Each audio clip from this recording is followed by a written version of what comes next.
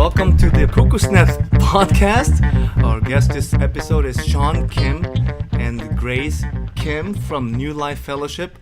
They're I say one of the alpha shepherds in New Life Fellowship. They've been shepherds for a very long time, and they have agreed to come to NBC and to guest speak for us. So please give them a warm welcome.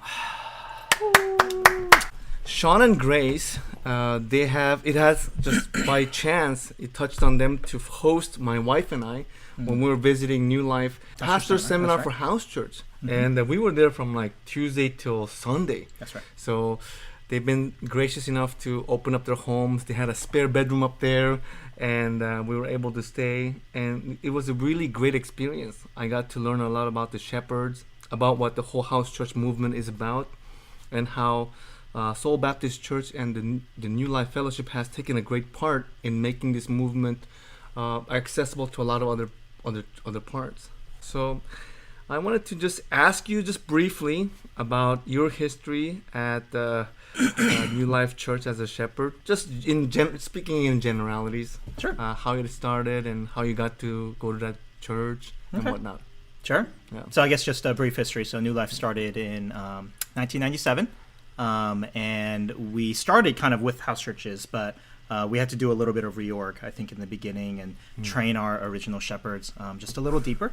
So really, at least based on what I can recall, I think it really kicked off in 1999 with 6 kind of core shepherds and roughly, I think, about 30 or so adults is what I remember when New Life started. And so I joined New Life pretty much right around that time in 1999 when I started going to university at Rice University in Houston. And so I was one of the first kind of multiplied shepherds. And so I was not one of the original 6, but I was very soon thereafter, once we started down the multiplication. Were you route. in the second in line, kind of? I believe I was the first kind of multiplication within one of the shepherds. Wow. That's right. Second gen. That's right. Yeah. That's right. Okay. And so pretty much in the year 2000, which was 19 years ago, is when I first became a shepherd. So I've been a shepherd for about 19 years. You could subtract about 9 months from that because I served as a missionary in East Africa between pretty much 04 to 05, around that time is when I served as a missionary. But other than that, I've been shepherding for a very long time. And then, of course, my wife here, Grace, pretty much from the time we got married, we were a shepherd's couple as well. And that was summer of 2007. So we've been shepherding together for about 12 years now. Now, I'm interested in the person now. Sure. When you picked us up, you shared right off the bat, as you were showing us a local park, a beautiful park, you shared a little bit of your testimony of your time in Africa. And it's a country I've never heard of before. What's the country again? Sure, the name is Djibouti. Djibouti. Wow. Yes. And you've been there for a year. I was there for about a year, correct. Would you briefly share with us what experience you had to go through once you arrived there? So I'll give you a little bit of the backstory, and then I'll dive into to answer your question. So this was 2004, 2005 time period. I finished university training in 2003, and then I started graduate school in 2005, pretty much when I got back from Africa. So the short story is basically I had applied to a Master of Business Administration program at Rice University, and I received acceptance into that program, but I wanted to work just one more year just to get a little more experience under my belt, or maybe a couple years. And so what I did was I contacted the admissions office and I said, can I defer my admission? Like, can I secure my admission, but can I defer it? And they allowed me to defer it for a year. So I had a choice. So I knew where I was going. I knew I was going to start a graduate school program in business administration, but I had a year. And so a couple choices was I could quit everything and travel the world and have a good time, but I had no money. Right? I could just continue working my job, make a salary, good benefits, etc., save a little more money, perhaps pay off student loans going forward, and just different things like that. Or I could do something just really random. So what happened was I was the shepherd of Djibouti House Church at that time. So my missionary in Djibouti, he was actually coming back from the field at that time to become kind of the U.S. director to recruit people to go. So he was becoming a recruiter as opposed to an actually goer. Ironically, he's actually he went back to the mission field. Now he's in, I think, Pakistan or something like that. So anyways, and so through that relationship, and I was the house church shepherd as well as the missionary correspondent at that time. So I knew there was a need for English teachers. So I quickly became certified to teach English as a foreign language. and then made the decision to go to Africa. So to answer your question, I got to Djibouti, Africa in August of 2004. And it was, if I recall correctly, I think we landed at like 3 a.m. and it was like 115 degrees Fahrenheit, right? I mean, it was hot. And so... Dry heat? No, wet heat. Oh, yeah, no. very humid. Yeah, Oh, so very bad. It's basically the worst weather you could ever experience in your life. Yeah, Okay. and so my body basically kind of went into shock for a little bit for about a month. Okay. I lost like 22 pounds in the first month, and yeah, it was very challenging. But at the end of the day, it was a really good experience. And you know, if you want to equate your need for God being very related to how close you feel to God. That was a time period where I really felt like I needed God. And I mean, you know, you name it. It was loneliness. I was young and I was there on my own. I didn't go with anybody. I just went. It was hot. Mosquitoes. Now, Houston, we have mosquitoes, but they typically don't cause death all the time, right? And so, there was malaria and dengue fever and all that stuff. And yeah, it was just a very interesting experience. But at the end of the day, I wouldn't trade it for the world. I learned a lot. So there's something I'm fishing for something a little more. I remember when you told the story. You were in Africa and you landed, and not too long into the journey, you got really sick. Yes. Yeah, and you were almost dead. Yes. I wanted to hear that story because it made an impression on me. Sure. Okay. After that, I go, wow, he came back to life from that. Yeah. There's no way to turn back from Jesus anymore. I mean, so there are multiple episodes of that. I'm not exactly sure which one I told you, but I remember the first time I got really sick, which was maybe about 3 weeks in. You hear about dehydration, but you don't really know what it's like, and so. It was, of course, everything happens overnight, right? The worst parts of the day. So overnight, I was like, I'm having digestive issues, which is, you know, natural, right? Okay. And I don't know. Long story short, I ended up like just having bad digestive issues to the point where I was so dehydrated. Diarrhea. Yeah, and I thought I was drinking a lot of water. Okay. But I mean, they had to mix salt and sugar and all this stuff, and it took me a couple of days to like revive from that. That was a minor episode. Probably the biggest episode was, I think it was around February time period. Where I remember I wasn't feeling that good, and I had only brought a thin jacket because it's a hot country, right? Even in the winter, it's in the upper 80s, and so you don't really need a jacket. But I remember I had my jacket on, and I was feeling really cold, and I was like, that's not good. No. So I told one of the missionary kids, and I said, hey, I don't feel good. Do you mind getting your dad? And their dad was a family doctor who was a missionary as well.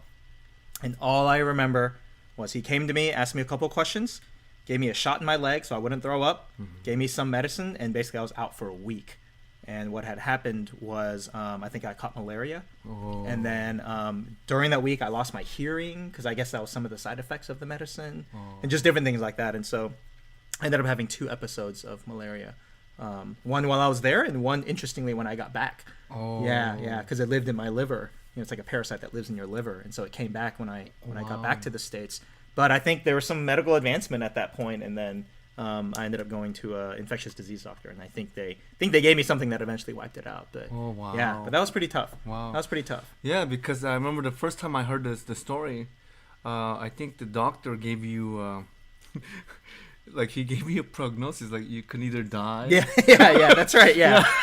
And I'm like, geez, man, like just like right going into Africa. Sure. And you had like a whole year of commitment still left to fulfill. Yes. So I was like, but I think that is very real there. Yeah. Here, it's if remote. I'm like, it's like hey, sign this waiver, I'm about to send you on something. Here, it's kind of, you know, unless it's like an extreme sport or something like that, like it's not really something you think about. But going there, it is very, I wouldn't say likely, but it is very possible. And even before I went, I had to fill out a lot of forms with my mission agency about what are they going to do with my body.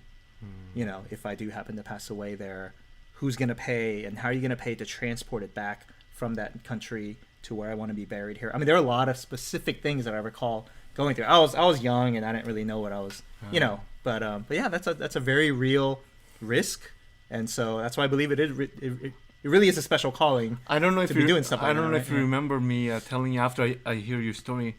I remember saying you must have, however, received something like at the end of the year. like that experience was very profoundly, you know, how it was a huge blessing into your life, into Sure. who you are. Sure. And then you affirmed it. You said, yeah, Yeah, you absolutely. got more than what you Absolutely, put right, into it. right, Yeah. absolutely. Yeah. Yeah, not everything is monetary, right? And Right, so right. I wasn't handsomely compensated via. You went after something via much taxable greater. income, yeah, you that's went right. after something that you can't buy with money. That's right. Yeah. So a couple things I'd say at a high level that I got from that experience. One is just great stories, right? This is Awesome good stuff. stories. Yeah, yeah, Yeah. And the second thing is just this feeling of gratitude. Yeah. And just knowing Resilience. how to put stuff- Exactly, right. Yeah. Now I had done short-term mission trips and stuff like that, in Mexico, and there are many poor parts of Mexico, and even in our backyard in Houston or Yeah. LA or wherever, right? But it's just a whole nother world. It's a whole nother world out there. So yeah, it was challenging. Okay.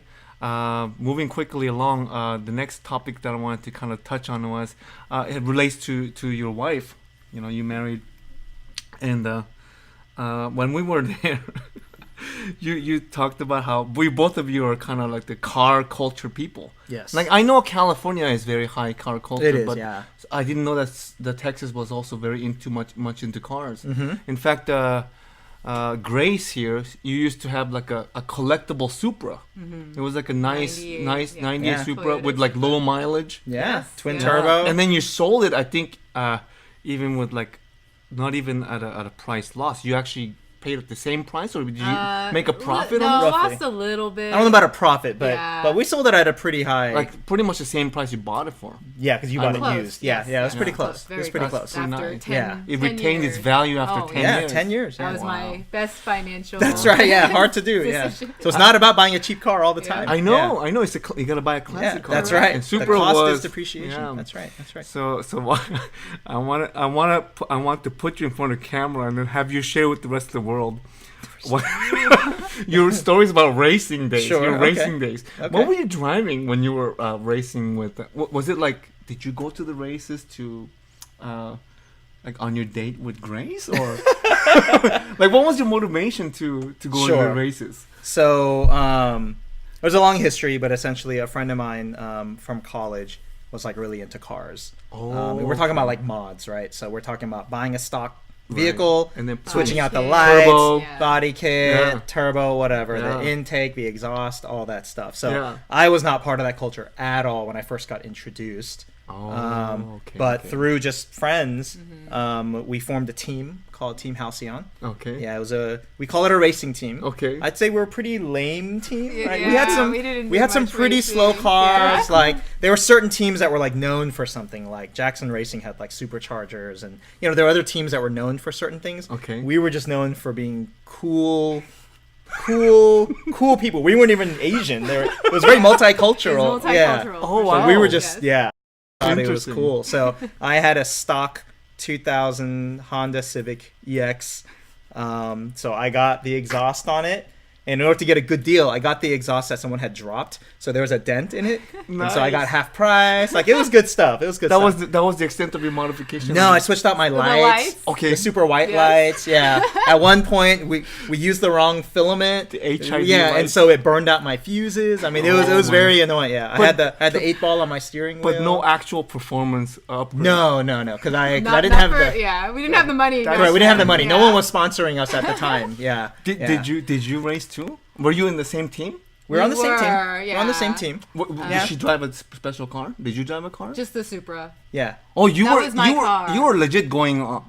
She was fast. I was fast, fast. It was but like 320 it horsepower. wasn't. Yeah. Yeah, it was good stuff. Just more cruising on Yeah. West Time. So we would do mainly cruising. Mm-hmm. Yeah, racing was rare, even though. Illegal. Yeah, Yes, yeah. yes. But I never won. Well, it depends. It's only legal if you go over the speed limit. So yeah. So we would accelerate. We would very accelerate very quickly, and then when we hit speed limit, brake. obviously, yeah. For you law enforcement people out there, we would. For you would folks that are immediately tap listening at out. home, this is very this was not rehearsed.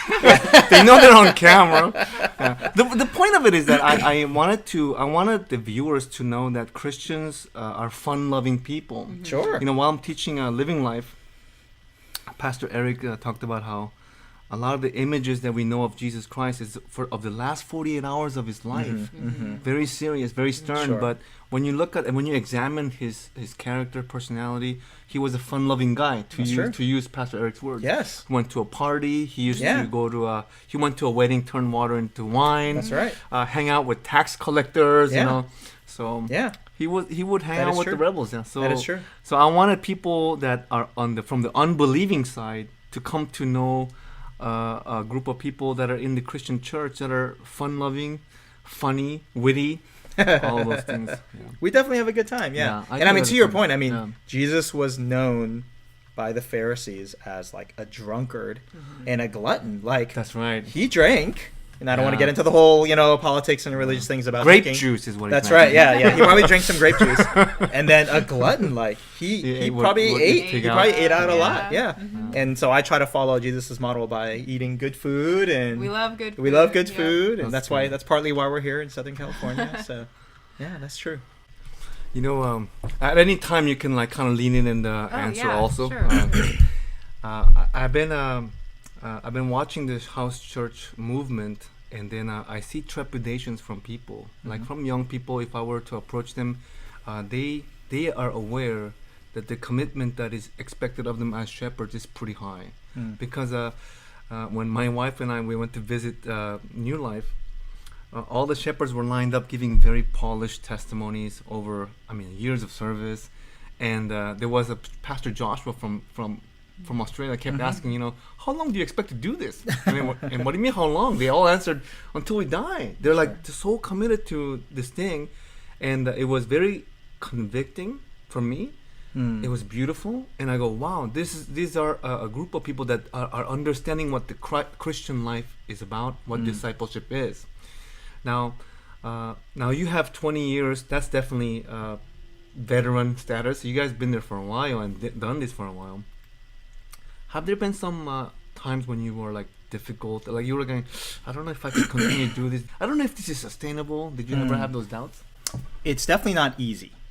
So, but I don't think our goal in life is to live the easiest life. And I think there's a lot of analogies out there, whether it's sports, related to the training in order to get to where you need to be. There's a lot of analogies out there, right? Even in academics, you go to school and you work really hard in order to achieve certain things. And so, our mission in life is the Great Commission of reaching people. And so we're not trying to find the easiest way to get there.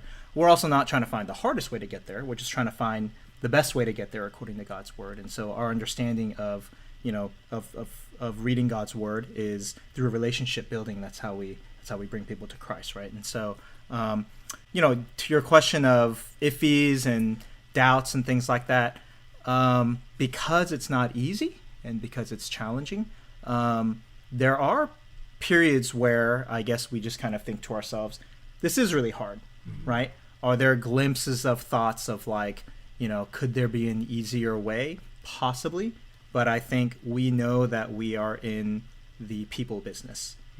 And when you're in the people business, right, like, if you're selling a certain product or a certain service and different things like that, there are certain nuances that come with selling such products and services, and that makes things, market conditions might be a little more challenging here or there. In the people business, it's always going to be hard because people are hard.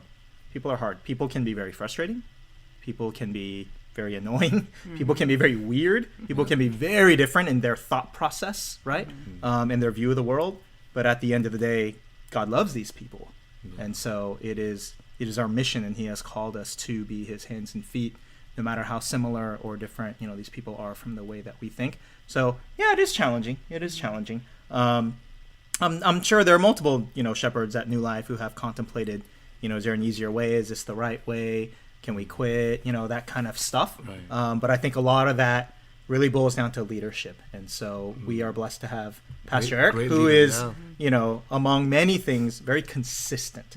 So if he was not consistent, I think we would see a lot of waxing and waning and drama and just different things like that within our church. But because he's very consistent, it hasn't been perfect, but I think in general, we are very committed to the same thing. And that's a very important thing.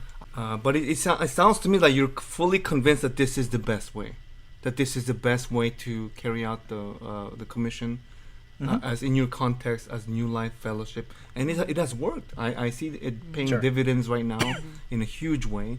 Pastor Eric is off on his amazing sabbatical journey that he chronicles very well, Yes, faithfully yes, to all yes. the people. He has a good time. And the shepherds, I hear them speaking, and I go, wow, the Lord has done amazing work through Pastor Eric, the couple.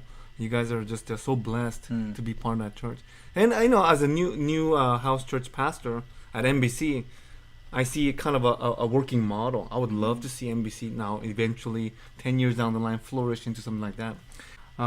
You are a doctor, family practice, and you're not full time. You're going in there just to Part time. part-time. 2 days. And so it works out perfectly as far as like you guys, your team, how you're configured to serve as shepherds. You're at the optimum. Here's the breadwinner right now working at was it Harris County? What's the whole title of Sure. So I work for the Harris Center for Mental Health Yeah. and Intellectual and Developmental Disability, formerly known as the Mental Health and Mental Retardation Authority of Harris County. That is our Wow. official name. That's a very Yes. long. That is our official name, Wow. yes. Or you can just call us the Harris Center. But we are the Mental Health Authority of and you've been there for Harris County. I've been there for about a year and a half. Okay. Before that, I was with a genetic testing lab for 2 years. And you are in the upper management of that. Yes, so of I am the now the organization. Chief Financial and Administrative Officer. Wow. And for those of you who think management is easy, No, it's very stressful. It's not. It's very stressful. So Yeah. shepherding kind of trained you for that kind of Absolutely. tolerance, Oh, yeah.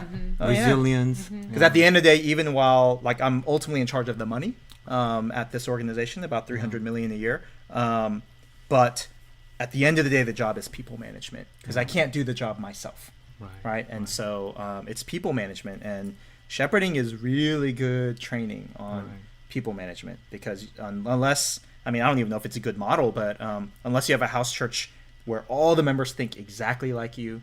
They're all perfectly faithful. They have the same thought process, the same, view of the world. There's issues of life. Issues of life, Yeah. like it's gonna happen, and people Yeah. don't agree, and people get hurt, and you say certain things that don't mean anything, but it meant something to them, and so people management is a huge piece of it. Yeah. And so, I was fortunate to where I got to shepherd from sophomore year of college. So, That's I was early. not a perfect shepherd throughout the whole time, but I learned through the thick and thin, and I will never say I've seen it all. Yeah. Maybe Pastor Eric has seen it all, but I've never seen Yeah. it all. But I've seen a lot, and so I've seen people leave, come and go. People get hurt. People get restored. Marriages restored. Marriages fall apart. I've seen a lot of it. Yeah. So people management definitely has helped me from shepherding to do my job now. Yeah, I think it forces you to work on the inner person. Yeah. I mean, it really is what it says. That the title shepherd is really what it is that you're doing, and I think that God has blessed you a lot Yeah. for it. Yeah. Now, how is the role of a shepherd's wife? Do you have the title? Is it shepherdess or? It's just shepherd's wife. Shepherd's wife, yeah. Oh, is that what it is? Or That's shepherd. what, Yeah. yeah, Mm. yeah. In general, we have the shepherd's wives. We want to hear from Sean's better half. Okay, Um, sure. What are some challenges as a wife? What are some things that have been rewarding? So I guess challenges are, he's the one who was chosen to be a shepherd, right? So when I married him, I automatically got that role of Oh, shepherd's wife. right, So, right. sometimes you may not feel ready to be in that position. So I guess sometimes it is challenging for me because I feel like there's this expectation that I should be super mature and I should always have the right things to say, but I'm actually, how would you put it? I don't hide anything, right? What you see is what you get, Yeah. and I'm very straightforward. Yeah. So, Like but Pastor Eric. sometimes, That's right. yeah, that's why I love. She's not necessarily I love political in the Pastor way Eric. Yeah, she says yeah. things. Yeah. Yeah. I love It's just, Pastor it is what Eric. it He's is. very straightforward. Transparent. Yeah, Yeah. that's right. who I am. So I think sometimes when you're a leader, you may have to kind of watch what you say and that's Being right. sensitive. Correct. Yeah, So I do yeah. need to work on that, but I very much like supporting him. I think that's the best, or my role. I used to actually go with him to all of his shepherds meetings. He used to Yeah. have a weekly meeting, and because when we first got married, I was actually a third year medical student, and med school. Yeah, Your it's a lot. schedule is Busy. very Yeah, challenging. yeah. So we didn't have a lot of time to spend with each other. So I think I would always take advantage of when he was driving to church, I would go with him. And then Yeah, she'd study while I'm in the meeting. and then I'd we'd come drive back with him together. and we'd be Yeah. able to talk. So I hopefully have just been a good Yeah. support person Yeah. for him. And the food So- is good. Yeah. So Oh, when cooking, she hosts yes, that's and all, cooking, all me. All me. yeah, yeah. I enjoy it. So we complement but- each other well, I think, with that. It seems to me like your wife is really easygoing. Like during the testimony today, you said that there was like a commitment time to give to mission, and she just said without even blinking, well, sure, Sure. why not? And I Yeah. thought that's a really like wow, that's really Yeah. open and good. I'm very, Yeah. I mean, not I, because it really was Because a I know joint you guys decision, are. I know but- you guys are both very fiscally, financially responsible. Sure. You're very conservative in your saving and your Sure, spending. sure. But when you said things Except of for God, cars, yes. for Yeah. cars. And let's Everyone plug has a let's passion, plug the right? Tesla. Yeah, that's right. Yeah, that's right. Yeah, but absolutely, like that type of support and me not having to like pull teeth to get her to agree to give to missions or whatever. Yeah. Like, yeah, it's very freeing, right? So, yeah. Just a few last minute encouragements from both of you guys. Ladies first. For aspiring people who might want to become shepherds, there are a lot of people that have trepidations about the level of commitment that it may demand. Like, I would love to hear from you guys, because you've already done it and you're in it. Some words of encouragement that, to work through whatever fears or trepidations that they have. Sure. Yeah. Oh, yeah. So, pretty much, our God is such a great God that you can never outgive him. So, anything that you give to him, he just somehow multiplies, right? He's in control of the universe. So, Amen. you give him a little bit of time, and he will multiply it for you. So, I have never felt like we have struggled with time, with money, because when we give just that little bit, God just multiplies it and makes it so much greater. That's true. So yeah, just trust. Yeah, when you put him first, you seek his kingdom first, you're obedient, and you listen to your leaders, there's no problem. It'll work out, because your God, your heavenly Father, he loves you and he wants to give what's best to That's you. true. Yeah, my thought process is, I mean, the number one excuse why people don't step up to be shepherd or serve or whatever it is I don't have time. So I look at them and I say, you make time. Who has time? Especially once you get married and you have kids. First of all, if you're single, you have time. Come on. Nothing against singles. I was single before. I thought I was You very sound busy. exactly like Pastor. Yeah, Ray. I thought I was very I busy. haven't- And I was very well. busy. I studied very hard. That's I studied awesome. 6 hours a day in college. I mean, it was very busy, Yeah. but it only gets busier. So you make time Right. for the things that are important. Why did we have children? I don't have time to have kids and raise kids, but you have it because you want to love them, right? And so in the same way, I think when that opportunity comes, or whether you're even praying for that opportunity, right? You make the time, God will figure it out, right? If you look at the stories about how God multiplied the fish and the bread, like he's all about multiplication. Amen. Right? He can multiply your time. It's not a matter of doing the math and balancing. I talked about that today during the Sunday Yes, you message, did. right? Yeah. It's not about doing the math and like trying to balance everything, even though to a certain extent, I think that's a fair exercise. God multiplies your time. So the beauty of, I think, our marriage is, it's one thing to say, man, we spend a lot of time doing ministry. Yeah. We should spend more time being a couple and working on our marriage. Why not do it at the same time? Do it together. So when we do ministry, we do it together, and I think that's the beauty of it. Do you feel like shepherding has, in some ways, enhanced your marriage, made it better? Oh, yeah. Yeah, We have to absolutely. have a strong marriage to Yeah. be on the same page. That's true. And, That's cool. lead people. That's true. So, Yeah. for sure. Yeah, for sure. Absolutely. That's so cool. So Sure. I wanted to mention that they have a beautiful girl, Faith, and a young boy, William, 8 and 6. Thank you so much for coming to be my guest on the podcast. Sure. Thank you for guest speaking during your vacation time. God bless you for what you're doing, and may New Life Church continue to thrive because of your leadership and your